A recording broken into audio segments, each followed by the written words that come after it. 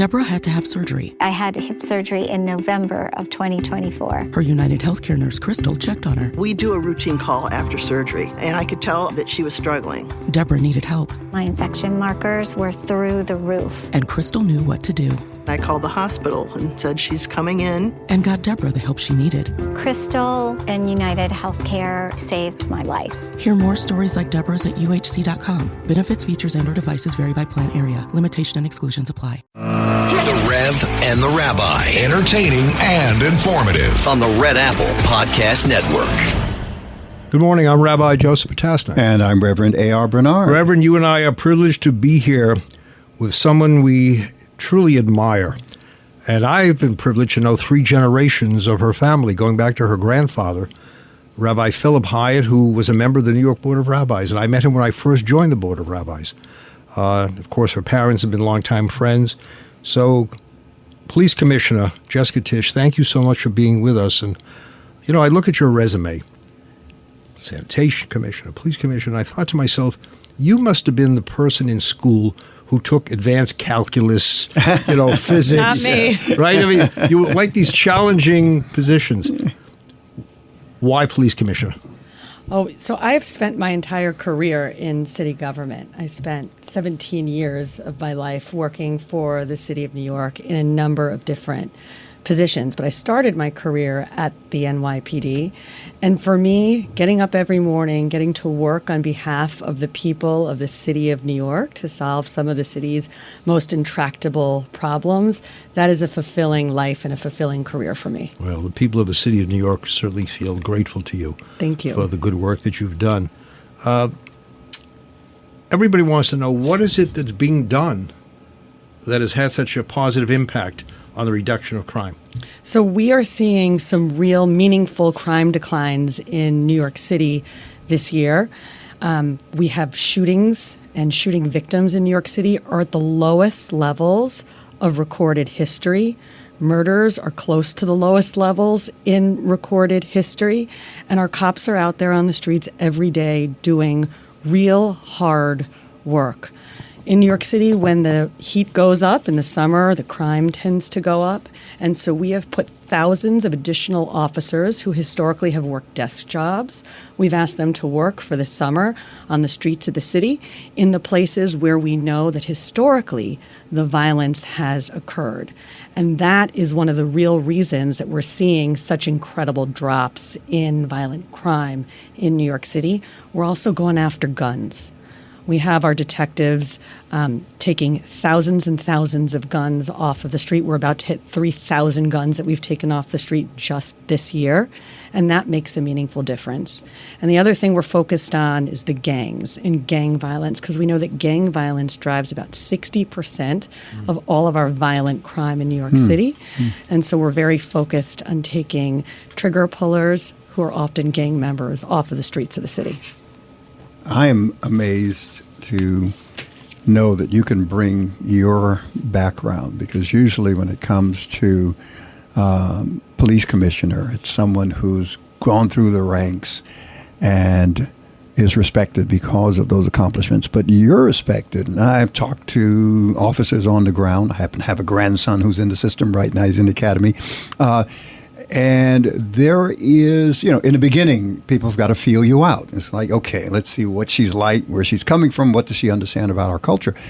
But you've done well acclimating yourself to the culture, and at the same time beginning to change the culture. That's difficult. That's not easy to change a culture that took, decades to create. How is that for you?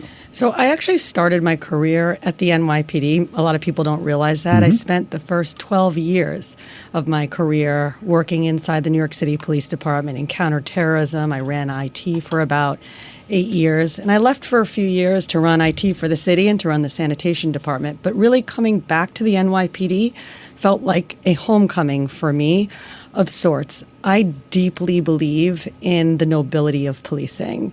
And as someone who has made my career as a bureaucratic manager, someone who knows how to bust through bureaucracy. It is both my honor and my pleasure to serve not only the people of the city of New York, but also our 34,000 uniformed members of the service, to get them the tools, the resources, and the support that they need to do their most important work. And I think that makes a difference when the officers feel supported. That's a big deal because it helps them on the ground when they're policing to know that, the commissioner, the PC, has their back, but at the same time is holding them accountable. Absolutely. And in any profession, in any business, in any organization, accountability is so important.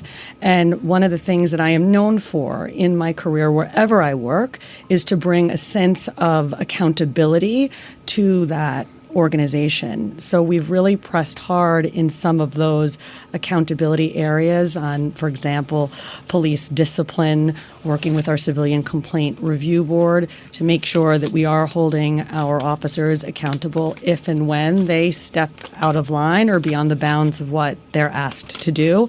But everything that I do as police commissioner comes from a deep respect for the nobility of the profession of policing. I love the way you articulate that, Rabbi.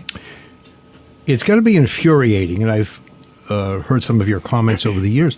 It's going to be infuriating when you make the arrests, and we read in the paper this person has a rap sheet, and the person is released. I was in a drugstore recently talking to one of the employees, and he says, it's the same shoplifters who are coming in and perpetrating these crimes. Police take them away, and then we see them right back in the store. Yeah. In New York State, we changed most of our criminal justice laws that went into effect in January 1st, 2020. And while those reforms were well-intentioned, some of those reforms created major loopholes that have rendered our criminal justice system a revolving door for recidivists. I mean, one of the laws that was changed made it so that if you were a violent criminal, your case would be dismissed based on a minor technicality that had absolutely no bearing on the underlying determination of what the case otherwise would have been. And so we saw an explosion in recidivism in New York City over the past 5 years since those laws were changed. In some categories, for example, felony assault, burglary, larceny, if we define recidivism as the same person committing the same crime 3 times in the same year, in those categories, we're at 100% above the levels of recidivism that we were at in 2019, So the year before the what can laws people changed. do? People hear this. They're furious. They're saying... They should be. Yeah. What more can they do? Just how do they hold their leaders accountable? So they're furious, but the cops, imagine being a police officer. You spend your whole day making an arrest of someone who has committed a violent or bad crime against another person. And before you are done with your paperwork, before you are going home at the end of your shift, that person that you have arrested is back at the precinct picking up their property and going home before you do. Imagine how demoralizing that is. So one of the things that we have been doing really under Mayor Adams's leadership is pushing our leaders up in Albany pretty hard to make sensible changes to the criminal justice laws that exist in New York State. We've also worked very closely with the governor. I'm pleased to report that this year we made some meaningful progress on one of those laws, the discovery law, which was recently changed. And so my hope and expectation is that as these laws start to be changed and reformed, that we'll see the rates of recidivism going down. But it's not just about our lawmakers. Our DAs also have to make sure that they are prosecuting the cases that our officers are bringing them. Just touch on the discovery law because there's a lot of controversy around that. We had one of our shows that we talked about it. Just explain that to our listeners. Sure. I was talking about it a bit before. The discovery laws in New York City were changed in 2019. It went into effect in 2020. And it made it so that people who commit crimes could get off just based on minor technicalities that have no bearing on the otherwise the disposition of that case. And so those laws, or that discovery law, was changed this year with the support of the governor through the state budget. And so my hope and my expectation is that we will start to see the rates of recidivism in New York City come down as a result. Too early to tell, but there were some meaningful changes. And we are speaking with the 48th Commissioner of the City of New York, Police Commissioner Jessica Tisch. So back to discovery laws. When you talk about discovery, you're talking about sharing of information, right, about the perpetrator. There's one set of information that would go to, let's say, the prosecutor, right? And if that information is shared too soon, doesn't that affect the outcome of the case? Not so much. I don't really buy that argument. The problem for me with the discovery law, which was recently changed, was that we would, if we forgot to hand over a piece of paper that had absolutely nothing to do with the substance of the case, some random piece of information, the case would just get tossed. And judges were obligated to toss the cases. And so the defense bar was weaponizing these laws to look for things that we mistakenly forgot to hand over, even if it had no bearing on the underlying case. Yeah, I appreciate your clarification because there was so much misinformation around that. And, of course, the NYPD was getting the short end of that stick because you're getting the blame. So thank you, Commissioner. Commissioner, let me ask you, obviously, being in your position, you have to make some very painful decisions. And sometimes all of us in positions of leadership wrestle between being tough and being nice, being popular and being principled. How do you deal with that? Because on the one hand, you want people to, in a sense, like you, respect you. On the other hand, you got to look in the mirror and saying, I did what I thought was right for the people of the city. That's an easy one for me. I, throughout my career, have always tried very hard to make the principled decision on every item that comes across my desk. And frankly, that's the only way you make it through 17 years in city government with a pretty squeaky clean record. I report to the mayor, and I work on behalf of the people of the city of New York. And so what is best for the people of the city of New York is always 100% of the time what guides me in decisions that I make, be they small or large. Is there a difference between the broken windows theory and quality of life initiative? Yes. So in New York City, we got so much feedback from people that even though the crime rate is coming down, they still don't feel safe. And that's because, in my opinion, there are so many quality of life issues in New York City. It doesn't matter what borough, what neighborhood you live in. The quality of life issue may vary from neighborhood to neighborhood, but one thing that is consistent across New York City is there are quality of life issues. Those could be e-bikes careening through a crosswalk, or unruly vending, or unreasonable noise, or homeless encampments. And so we created a new quality of life division to make our cops more responsive to quality of life complaints that come in through 311. In much the same way historically they have been super responsive to 911 calls for service.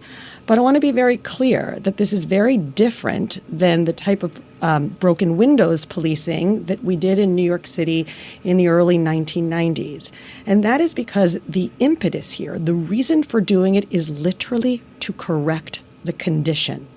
It is not to look for underlying offenses as a pretense to going after more serious crime or violation. It is literally about correcting the condition that is leading to a quality of life concern on a street or in a neighborhood. You put the people first. You say that you're here for the people of New York City, and you have the challenge of balancing the dual demand of reform along with maintaining public safety. How do you address that? Well, I think reform has been important at the New York City Police Department. It always is. But when I walked into this job, there were some questions and some scandal that was beleaguering the department. And I am known as a reformer. So I came in, we replaced out a lot of people on our executive staff at the police department. I installed a new chief of internal affairs who's taking that function quite responsibly. We put in controls to get our overtime under control at the department. We changed the way that we do some of the disciplinary stuff at the NYPD. And I don't think that reform and bringing a sense of accountability is at odds with supporting our police. I think any organization needs that.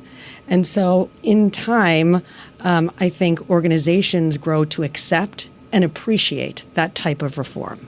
That's excellent. You look at some of the young offenders.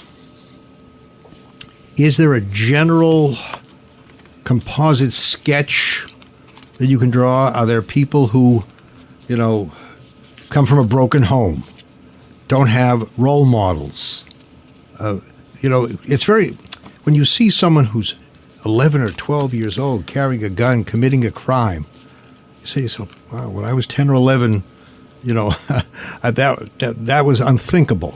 Yeah, I'm glad you raised this because although we are seeing some incredible crime declines across the city, one area where we are seeing an explosion in crime is juvenile or youth crime. That means crime committed in New York City by people under the age of 18. One of the criminal justice laws that we changed in 2020 were the laws around how we deal with youth in the criminal justice system in New York State. And unfortunately, I believe that law had the unintended consequence of creating virtually a consequence-free environment for young kids committing crime in New York City.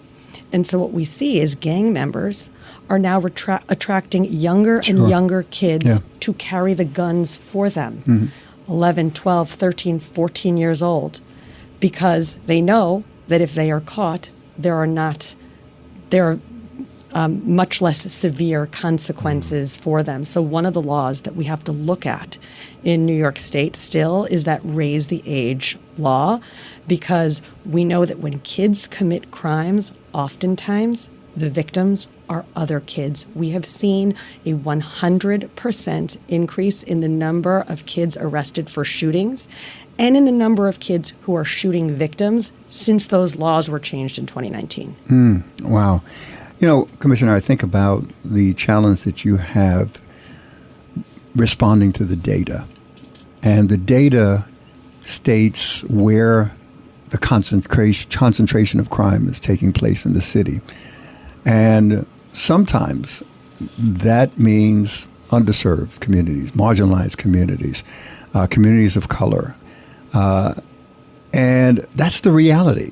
And yet you can take heat for saying, well, we have to do more for those communities. How do you respond to the reality that these are areas of concentrated crime activity, and at the same time, you have to build relationship with these communities so they trust you in order to police these communities? We do have to build relationships with those communities, and we work at that every day.